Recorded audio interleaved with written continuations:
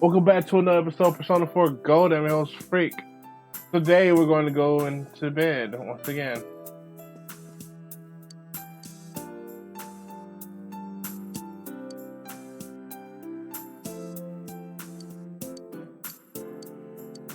Alright, let's go to sleep.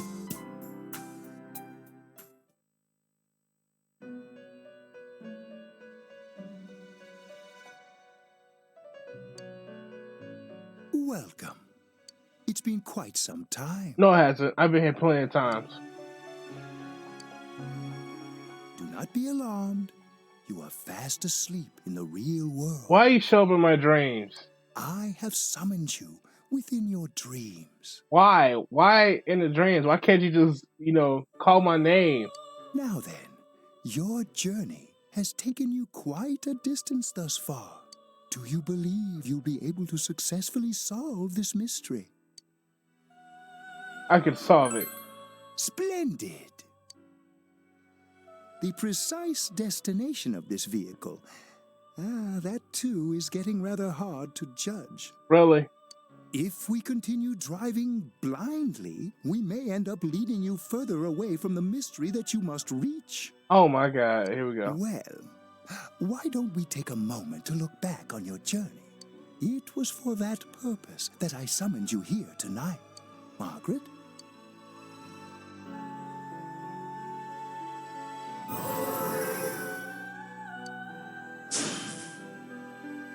What's right? What you should choose to do in life? The answers to those things lie within you. I'm going to think about my life and set my own path. Alright, I like this. We are experiencing the words engraved into your memory during your journey. Failing to understand and failing to listen are rather different things. All right, let's go ahead and think this through as much as we need. If we leave any unanswered questions behind, we'll just be lying to ourselves. Alright, bet. I'll think as hard as I can and try to help. Alright, our friends, it's our power. Come on, we've accomplished this much together, haven't we? Yes, we have. Right. Together. And it seems you have comrades with you as well. Those heading in the same direction through this dense fog. Let's do it.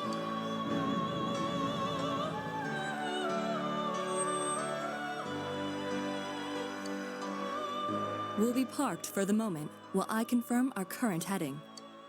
As I mentioned previously, this year will signal a great change in your life. Well, alright, let's see. Though there isn't much time left, it can be worth your while to take the time to stop and reflect. People are like water flowing in a river. There is only one stream, but all who pass through it are affected differently. Okay, cool. Some travel fast. Some change their course, experiencing countless events as they travel down the river of time. Just so. The state of this room reflects the scenery of your heart. Perhaps this may be a time for contemplation rather than action. Action.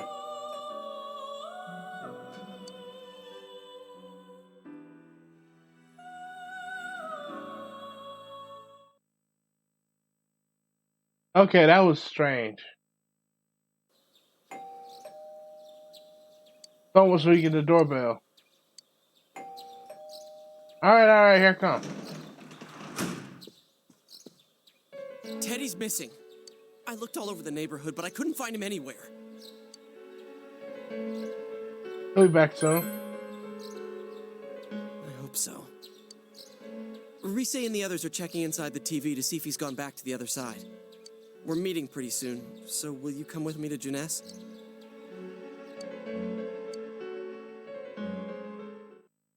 Our friend Teddy is missing. Ooh, here we are again in the fog. It's no use, man. We can't find him. Damn. No luck for me either. I didn't sense anything over there. The fog's so dense it might be affecting my readings. I wish I could do better. I'm sorry. It's alright. Ted. Don't tell me he really went back to his world this time. We told him over and over that he could stay here.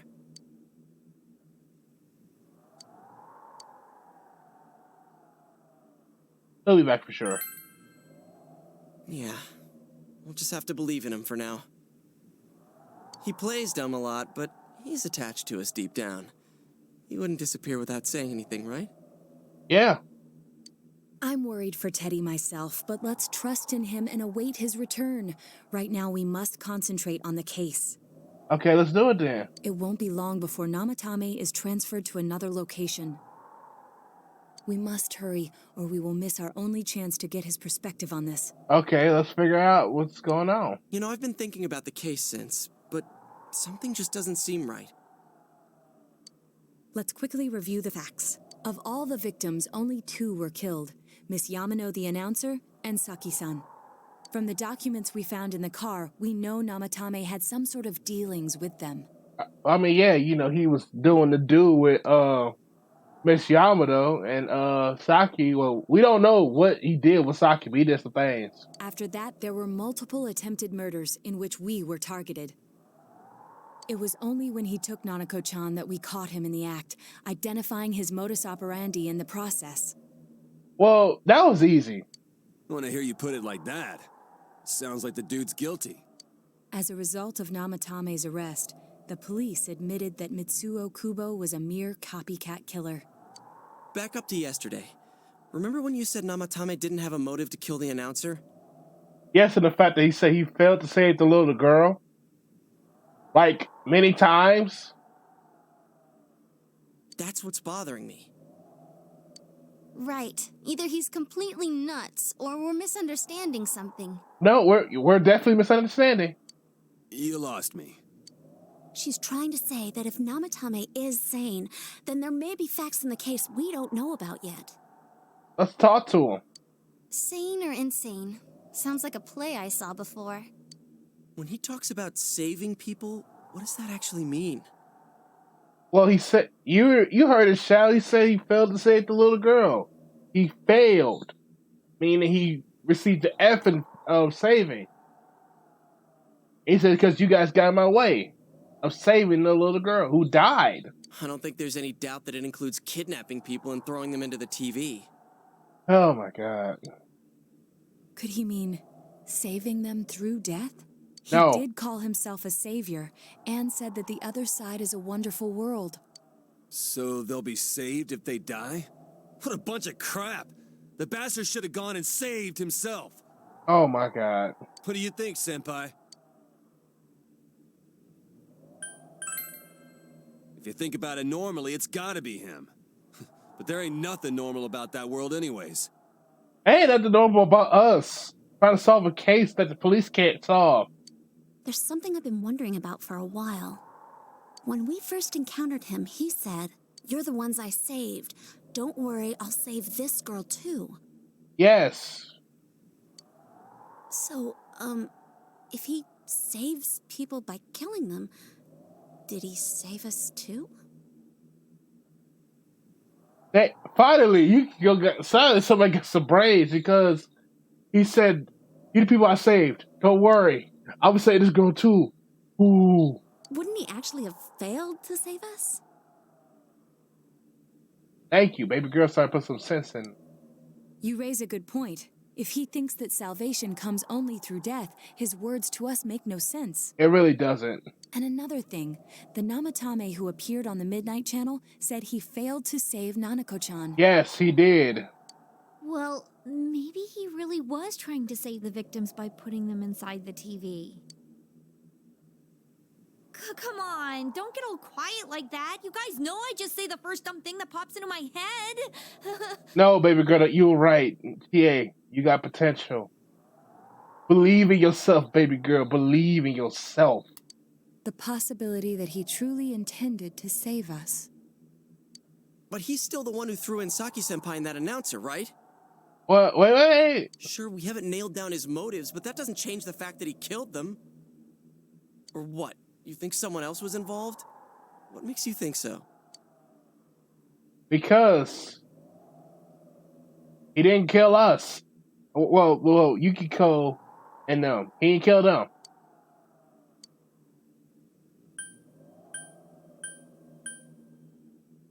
The copycat murder. This is Tsuragi alibi. Her alibi? Wasn't it airtight right from the beginning? How could she kidnap people and throw them into TVs if she's out of the country? You really doing this shit? Okay, warning letter. Warning letter? Oh yeah. Whatever happened to that thing? Adachi was supposed to... If Namatame's the killer, he must have been the one who wrote it, right? Let's review them. Maybe you should review his handwriting. Yes, that's right. Isn't that kind of odd? Would someone who thinks he's saving people by killing them write stuff like don't rescue or kill? Yeah, and the will be put in and killed part doesn't make sense either. If the killer was writing it, wouldn't it be more like I'll put in and kill? Hey, could this mean...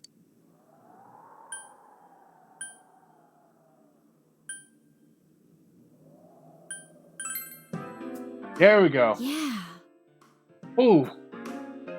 It's almost like someone else wrote this letter. But only the killer would write such a letter and deliver it to Dojima-san's house, right?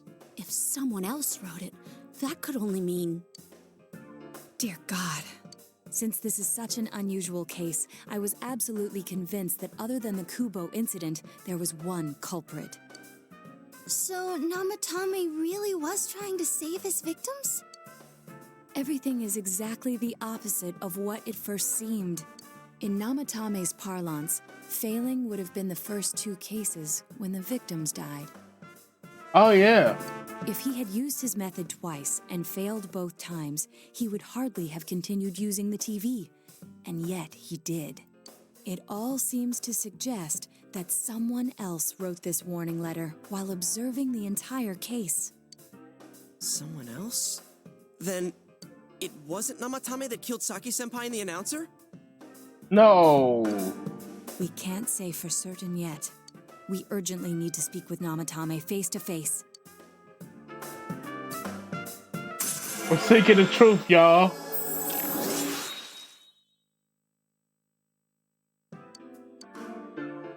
How though? After what happened yesterday, they said they're gonna tighten security. I have a plan, but there's no time to waste. Let's hurry to the hospital.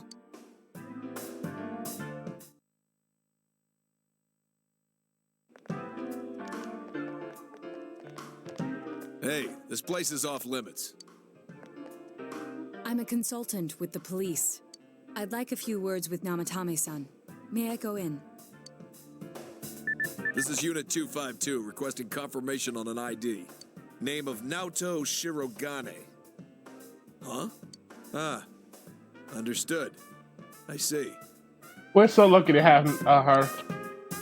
Well, you're on the list. I can give you a few minutes, but I'll have to record your conversation with him for security purposes. Not that I expect you'll get anything coherent out of the guy. He's been spouting nothing but gibberish. I'd like him to accompany me as well. He has no identification, but this is an emergency situation, and he's here in Detective Dojima's stead. Huh? Detective Dojima sent him? I wasn't informed of this. I'll vouch for his identity. Well, I guess it's better than dealing with the man himself. We have our hands full with the transport procedures, so the last thing we need is Detective Dojima running wild. Alright, cool. Detective Adachi is busy somewhere too. This is Unit 252. I see. Something happened? There's something about a suspicious object out in the lobby. Ah, well then, this works out nicely. You should back up your colleagues downstairs. We'll keep watch over Namatame-san. A disturbance in a hospital lobby, after all. It sounds serious. We're lucky to have Naoto. If anything happens, hit the nurse call button. I'll leave the rest to you. Understood. Please be careful. I knew they were undermanned, but I didn't expect it to go this smoothly. Wow! There's nothing much inside that suspicious object, so he won't be gone long. All right, and now's our chance to talk to Namatame. Alright, let's go talk to him then.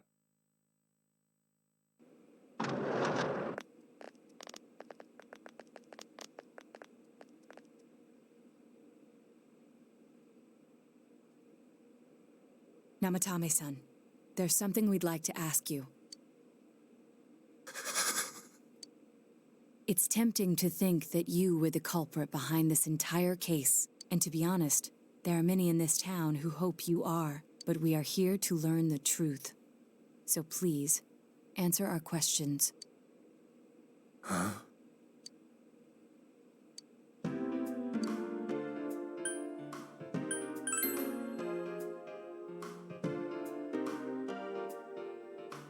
Huh? Me? Alright. Let's answer question number 1.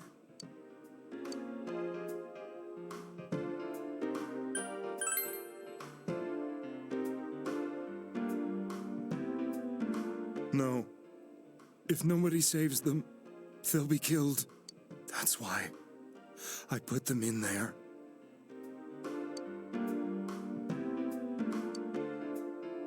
Did you kill those 2 girls? They were killed. I couldn't save them. Then tell me if my estimation is correct so far. After discovering the Yamano and Konishi incidents, you realized an appearance on the Midnight Channel meant certain death. That's right. Thus, to save her from that fate, you kidnapped Yukiko Amagi. You couldn't let her be killed, so you threw her into the TV, preventing the killer in this world from reaching her. And you repeated the process as more individuals appeared on the Midnight Channel. It all falls into place. His body is weak, but his mind is sound. He's trying to tell us the truth. Yeah, but if the stuff he's saying is true... There's another killer who murdered the first 2 victims? Yes. Indulge us in a few more questions. Alright, let's see what you got, Namatame.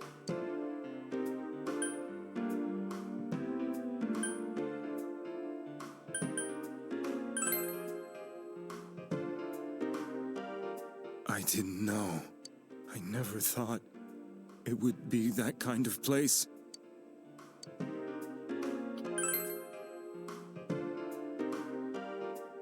I have no idea. I want to know that too.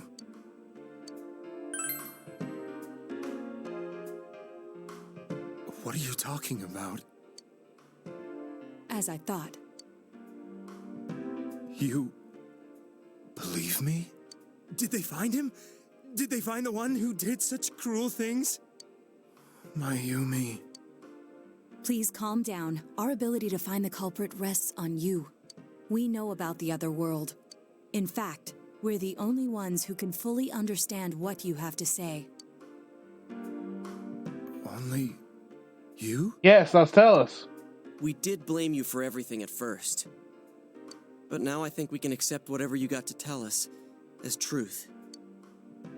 Please, tell us everything you can, calmly and slowly.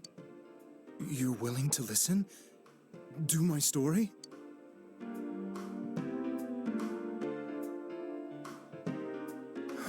We got another choice.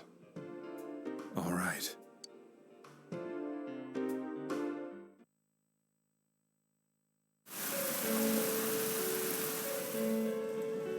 Soon after my affair with Mayumi became common knowledge, I returned to my parents' home, as if to run away from the scandal, and I started drinking heavily to drown my anxieties. I hadn't been able to reach Mayumi at all, and that didn't help either. Mayumi, where are you? She'd been disgraced on all the afternoon shows and forced to resign from the program she was on. I caused her so much trouble. I wanted to at least apologize to her, but I couldn't even do that. I lost the will and energy to do anything. Then, one day, the rumor I heard some time ago came back to me. Since I had nothing better to do, I sat down blankly in front of the TV and watched my own reflection. And all of a sudden, there was Mayumi. Mayumi? Is that you? That's creepy, man. The Mayumi inside the TV looked as if she was calling to me for help. Mayumi? Mayumi! When I reached out unthinkingly to touch her, my arm disappeared into the TV, as if I had dipped it into a pool of water. I was so shocked that I lost my balance and nearly fell face first into the TV.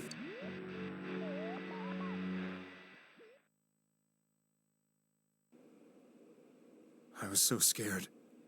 I couldn't understand what just happened. I thought maybe I'd gone insane. In the end, I decided to think of it as just a dream, and I went back to the city the next day after finishing work. The next afternoon when I got to work, I was fired on the spot, as I expected. Damn, they fired you because of a scandal? Talk about the media ruin somebody's life. That wasn't what broke me, though. It was Mayumi being found dead. Oh yeah, she was found the next day when we went to school. And not just that, but it had happened in my hometown.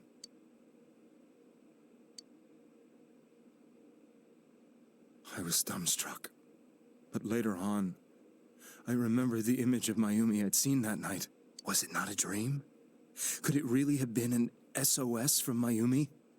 Dude, you need to really let Mayumi go. I hadn't touched another TV because the first time was so terrifying, but I decided to try it again, and I confirmed that none of it was a dream. So that image, was it something Mayumi showed me, calling for help? That's how I felt. And eventually, you learned of the Midnight Channel. I remembered that when Mayumi was alive, she was chasing a rumor about some bizarre TV program. What was the rumor? I'd heard about it before, but I thought it was just an urban legend. But then Mayumi appeared on it, and later turned up dead. The more I thought about it, the harder it became to believe that the two events were unrelated. Soon after that, I came back to Inaba to answer the police's questions. I'd lost my job, and I wanted to know the truth of Mayumi's death for myself. Then, on another rainy night, someone else appeared on the Midnight Channel. It was a girl. She looked like she was calling for help, just like Mayumi. The first thing that came into my mind was, maybe this girl will be the next to die. And that was Saki-senpai. I'd been following all the news about Mayumi, so I noticed right away that she was the girl who found Mayumi's body. Yeah, that's fucked up. And if my hunch was right, she'd be the next victim. I didn't want her to die the way Mayumi did. But then what happened? So I desperately kept watching. I was consumed with the idea of rescuing her. Then, little by little, her image on the screen came into sharper focus. It became sharper? How did you find out it was her?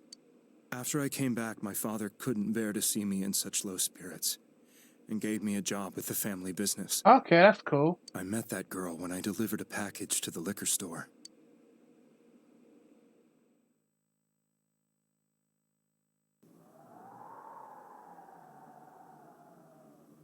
After agonizing over it, I decided to meet her and told her to be careful.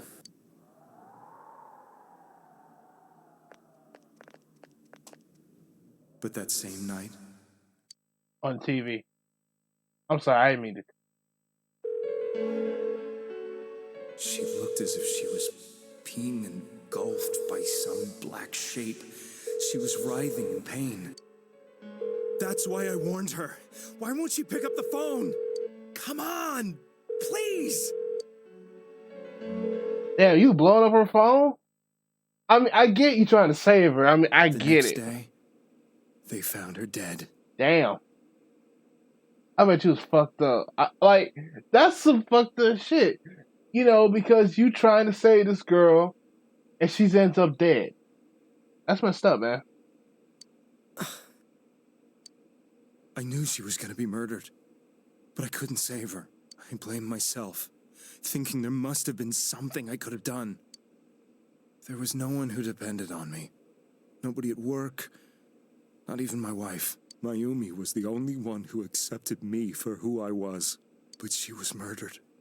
And the same person killed another girl. I was beside myself. I couldn't forgive myself for doing nothing. You really did love Miss Yamano. Yes. From the bottom of my heart.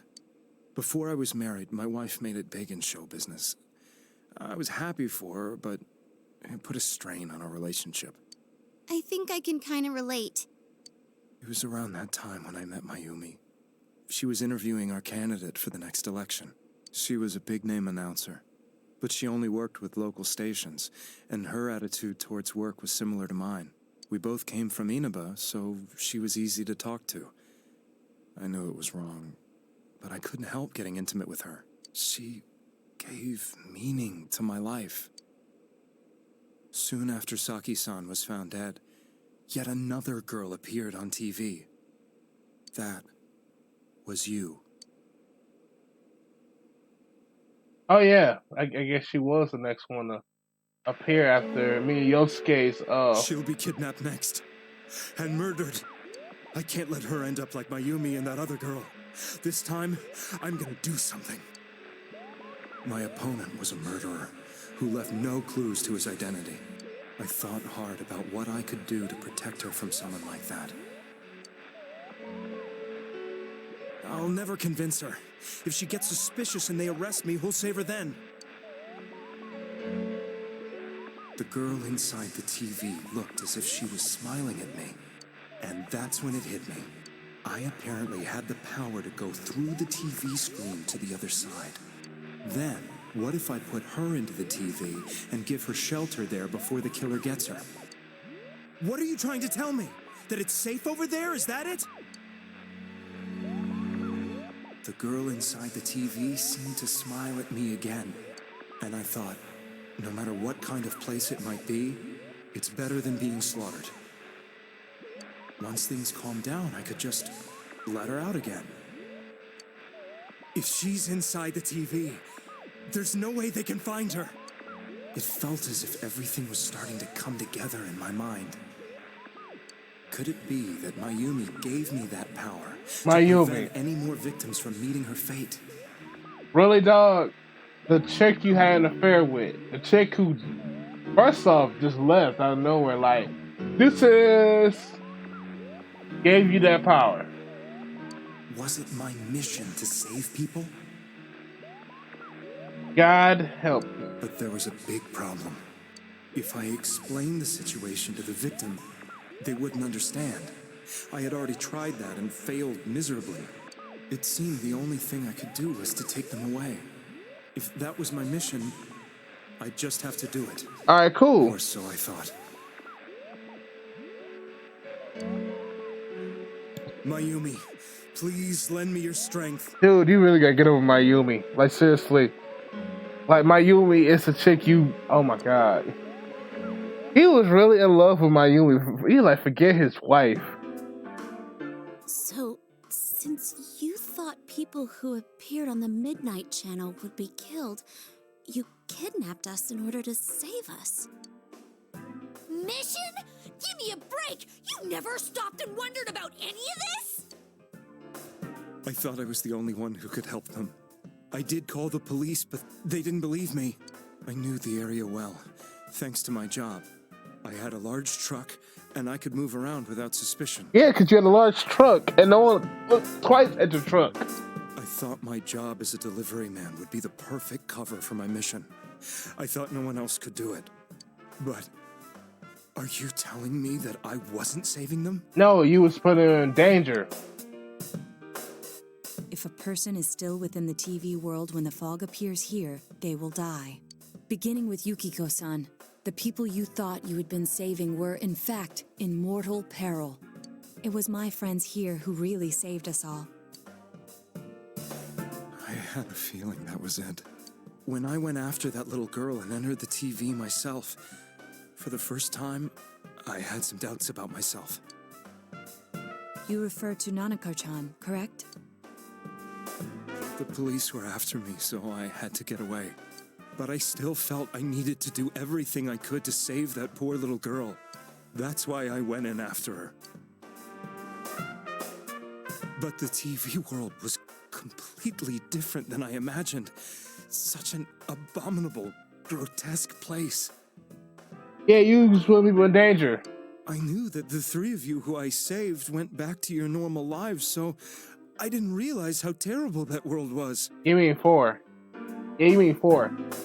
But think about it. You save Yukiko, you save Kanji, you save Rise, and you save Naoto, so that's 4, not 3. I never knew. You couldn't even get out of that place on your own. No. That's a cowardly way to put it.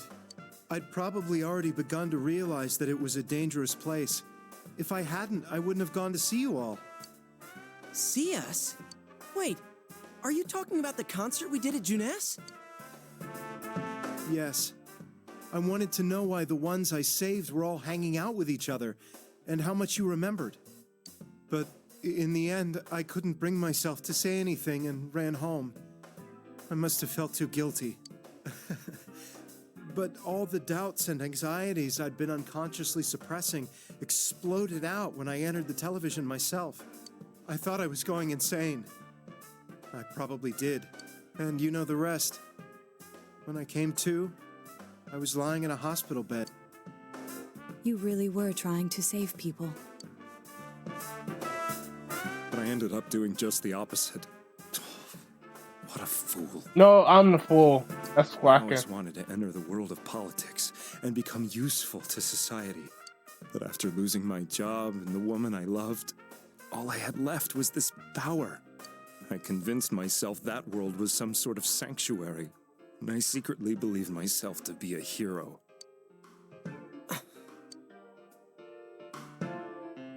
I never doubted what I saw on TV, and believed everything was as I wanted it to be. I didn't think for myself at all. That's why I couldn't protect them. I'm to blame for all of this. Technically, yes, it's still unforgivable. But everybody's still alive. We're a lot cooler. And they learned about themselves. And learned to deal with themselves. So, technically, yes, he did something bad. But it worked out in the end. So, what's done is done. I suppose so. But the things I've done are too serious to be brushed aside like that. I have no intentions of running away from my crimes. I'm prepared to face the consequences. Oh, yeah. Kidnapping is already a serious crime. And on top of that, I put all those lives in danger. I'm sorry. The Midnight Channel and the other world? You can hardly be blamed for failing to understand them properly. We must apologize to you as well. Had we let our emotions blind us to the truth, we would have piled all the responsibility on you. I guess from your point of view, people did stop dying once you started saving people. That was true. They did. The more you did it, the more you really believed you were preventing their deaths. I'm such a joke. I'm sorry. I'm getting a little tired. What are you all crammed in here for? Damn, we got caught again. My apologies. We'll be leaving now. Wait. I beg you, please, find whoever's behind this. You children are the only ones who know about that world. That's our plan.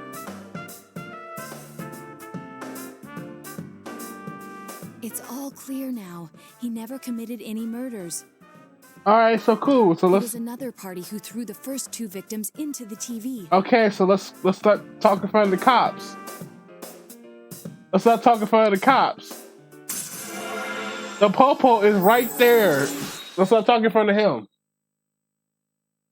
He's still right there. Now get out of here! I told you, he's almost ready to be transported. We can't have anything else happen. Now he'll be alright. Sheesh. I better not see you rascals here again. Really? You just gonna let us off the hook like that? Okay. Nanako-chan looks like she's in pain. She's fighting for dear life. This was the last place we saw Teddy, right? He was so worried about her.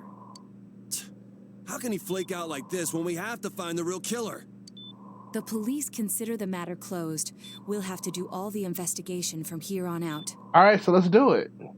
Let's revisit Saki-san and Miss Yamano's incidents and see if we can turn up fresh details. But it's been over 6 months. Wouldn't the trail be cold by now? Yes.